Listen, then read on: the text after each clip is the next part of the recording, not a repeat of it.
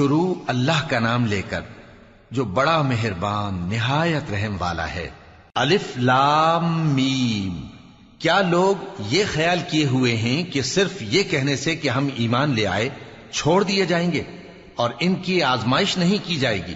اور جو لوگ ان سے پہلے ہو چکے ہیں ہم نے ان کو بھی آزمایا تھا اور ان کو بھی آزمائیں گے، سو اللہ ان کو ضرور معلوم کرے گا جو اپنے ایمان میں سچے ہیں اور ان کو بھی جو جھوٹے ہیں۔ کیا وہ لوگ جو برے کام کرتے ہیں یہ سمجھے ہوئے ہیں کہ یہ ہمارے قابو سے نکل جائیں گے؟ جو فیصلہ یہ کرتے ہیں برا ہے۔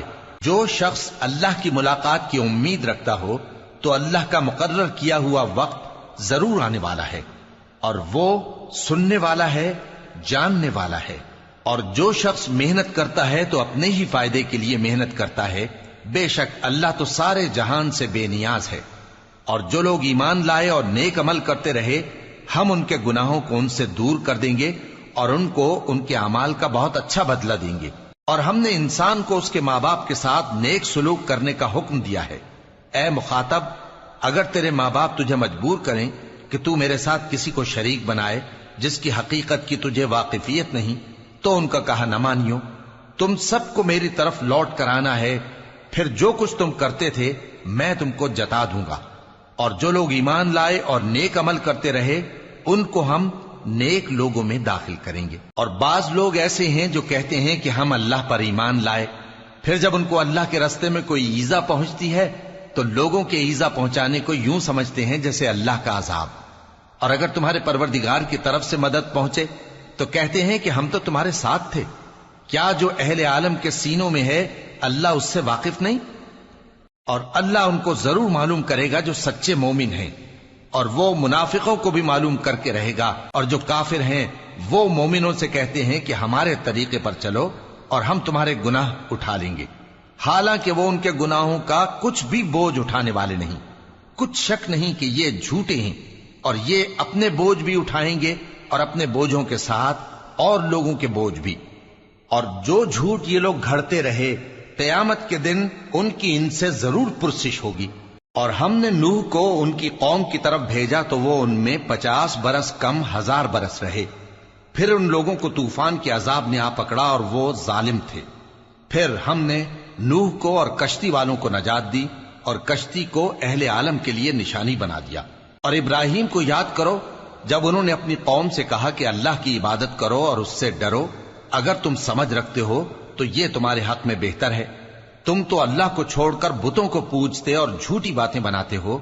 جن لوگوں کو تم اللہ کے سوا پوجتے ہو وہ تم کو رزق دینے کا اختیار نہیں رکھتے، پس اللہ ہی کے ہاں سے رزق طلب کرو اور اسی کی عبادت کرو اور اسی کا شکر کرو، اسی کی طرف تم لوٹ کر جاؤ گے۔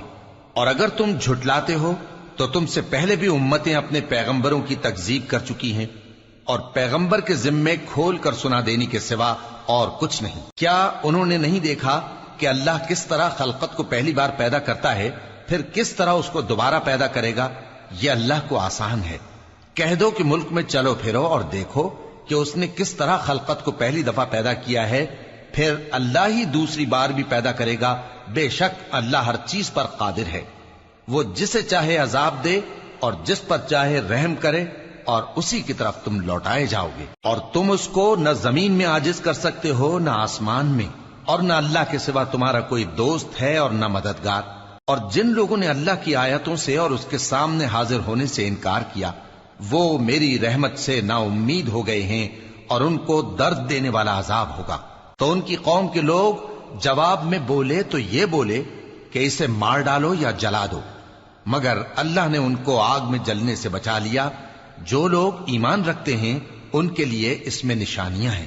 اور ابراہیم نے کہا کہ تم جو اللہ کو چھوڑ کر بتوں کو لے بیٹھے ہو تو دنیا کی زندگی میں باہم دوستی کے لیے، مگر پھر قیامت کے دن ایک دوسرے کی دوستی سے انکار کر دو گے اور ایک دوسرے پر لعنت بھیجو گے، اور تمہارا ٹھکانہ دوزخ ہوگا اور کوئی تمہارا مددگار نہ ہوگا۔ پس ان پر ایک لوط ایمان لائے، اور ابراہیم کہنے لگے کہ میں اپنے پروردگار کی طرف ہجرت کرنے والا ہوں، بے شک وہ غالب ہے، حکمت والا ہے۔ اور ہم نے ان کو اسحاق اور یعقوب بخشے اور انہی کی اولاد میں پیغمبری اور کتاب رکھ دی، اور ان کو دنیا میں بھی ان کا صلہ عنایت کیا اور وہ آخرت میں بھی نیک لوگوں میں ہوں گے۔ اور لوط کو یاد کرو جب انہوں نے اپنی قوم سے کہا کہ تم عجب بے حیائی کے مرتکب ہوتے ہو، تم سے پہلے اہل عالم میں سے کسی نے ایسا کام نہیں کیا۔ کیا تم مردوں کی طرف مائل ہوتے اور رہزنی کرتے ہو اور اپنی مجلسوں میں ناپسندیدہ کام کرتے ہو؟ تو ان کی قوم کے لوگ جواب میں بولے تو یہ بولے کہ اگر تم سچے ہو تو ہم پر عذاب لے آؤ۔ لوط نے کہا کہ اے میرے پروردگار، ان مفسد لوگوں کے مقابلے میں مجھے نصرت عنایت فرما۔ اور جب ہمارے فرشتے ابراہیم کے پاس خوشی کی خبر لے کر آئے تو کہنے لگے کہ ہم اس بستی کے لوگوں کو ہلاک کر دینے والے ہیں کہ یہاں کے رہنے والے نافرمان ہیں۔ ابراہیم نے کہا کہ اس میں تو لوط بھی ہیں۔ وہ کہنے لگے کہ جو لوگ یہاں رہتے ہیں ہمیں سب معلوم ہیں، ہم ان کو اور ان کے گھر والوں کو بچا لیں گے بجز ان کی بیوی کے کہ وہ پیچھے رہنے والوں میں ہوگی۔ اور جب ہمارے فرشتے لوط کے پاس آئے تو وہ ان کی وجہ سے ناخوش اور تنگ دل ہوئے۔ فرشتوں نے کہا کچھ خوف نہ کیجیے اور نہ رنج کیجیے، ہم آپ کو اور آپ کے گھر والوں کو بچا لیں گے مگر آپ کی بیوی کے پیچھے رہنے والوں میں ہوگی۔ ہم اس بستی کے رہنے والوں پر اس سبب سے کہ یہ بدکرداری کرتے رہے ہیں آسمان سے عذاب نازل کرنے والے ہیں، اور ہم نے سمجھنے والے لوگوں کے لیے اس بستی کی ایک کھلی نشانی چھوڑ دی۔ اور مدین کی طرف ان کے بھائی شعیب کو بھیجا تو انہوں نے کہا اے قوم، اللہ کی عبادت کرو اور روز آخر کے آنے کی امید رکھو اور ملک میں فساد نہ مچاؤ۔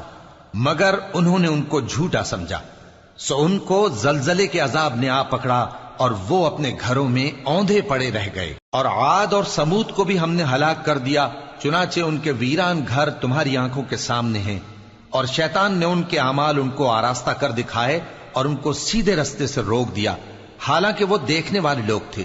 اور قارون اور فرعون اور حامان کو بھی ہلاک کر دیا، اور ان کے پاس موسیٰ کھلی نشانیاں لے کر آئے تو وہ ملک میں مغرور ہو گئے، اور وہ ہمارے قابو سے نکل جانے والے نہ تھے، تو ہم نے سب کو ان کے گناہوں کے سبب پکڑ لیا۔ سو ان میں کچھ تو ایسے تھے جن پر ہم نے پتھروں کا مے برسایا، اور کچھ ایسے تھے جن کو چنگھاڑ نے آ پکڑا، اور کچھ ایسے تھے جن کو ہم نے زمین میں دھسا دیا، اور کچھ ایسے تھے جن کو غرق کر دیا۔ اور اللہ ایسا نہ تھا کہ ان پر ظلم کرتا، لیکن وہی اپنے آپ پر ظلم کرتے تھے۔ جن لوگوں نے اللہ کے سوا اوروں کو کارساز بنا رکھا ہے، ان کی مثال مکڑی کی سی ہے کہ وہ بھی ایک طرح کا گھر بناتی ہے، اور کچھ شک نہیں کہ تمام گھروں سے کمزور مکڑی کا گھر ہے۔ کاش یہ اس بات کو جانتے۔ یہ جس چیز کو اللہ کے سوا پکارتے ہیں خواہ وہ کچھ ہی ہو، اللہ اسے جانتا ہے اور وہ غالب ہے، حکمت والا ہے۔ اور یہ مثالیں ہم لوگوں کے سمجھانے کے لیے بیان کرتے ہیں، اور اسے تو اہل دانش ہی سمجھتے ہیں۔ اللہ نے آسمانوں اور زمین کو حکمت کے ساتھ پیدا کیا ہے، کچھ شک نہیں کہ ایمان والوں کے لیے اس میں نشانی ہے۔ اے نبی، یہ کتاب جو تمہاری طرف وحی کی گئی ہے اس کو پڑھا کرو، اور نماز کے پابند رہو۔ کچھ شک نہیں کہ نماز بے حیائی اور بری باتوں سے روکتی ہے، اور اللہ کا ذکر سب سے بڑا ہے، اور جو کچھ تم کرتے ہو اللہ اسے جانتا ہے۔ اور اہل کتاب سے بحث نہ کرو مگر ایسے طریق سے کہ نہایت اچھا ہو۔ ہاں، جو ان میں سے بے انصافی کریں ان کے ساتھ اسی طرح مجادلہ کرو، اور کہہ دو کہ جو کتاب ہم پر اتری اور جو کتابیں تم پر اتری ہم سب پر ایمان رکھتے ہیں، اور ہمارا اور تمہارا معبود ایک ہی ہے، اور ہم اسی کے فرما بردار ہیں۔ اور اسی طرح ہم نے تمہاری طرف کتاب اتاری ہے تو جن لوگوں کو ہم نے کتابیں دی تھیں وہ اس پر ایمان لے آتے ہیں، اور بعض ان مشرک لوگوں میں سے بھی اس پر ایمان لے آتے ہیں، اور ہماری آیتوں سے وہی انکار کرتے ہیں جو ہیں ہی کافر۔ اور تم اس سے پہلے کوئی کتاب نہیں پڑھتے تھے اور نہ اسے اپنے ہاتھ سے لکھ ہی سکتے تھے۔ ایسا ہوتا تو اہل باطل ضرور شک کرتے، بلکہ یہ روشن آیتیں ہیں جن لوگوں کو علم دیا گیا ہے ان کے سینوں میں محفوظ، اور ہماری آیتوں سے وہی لوگ انکار کرتے ہیں جو بے انصاف ہیں۔ اور کافر کہتے ہیں کہ اس پر اس کے پروردگار کی طرف سے نشانیاں کیوں نازل نہیں ہوئیں؟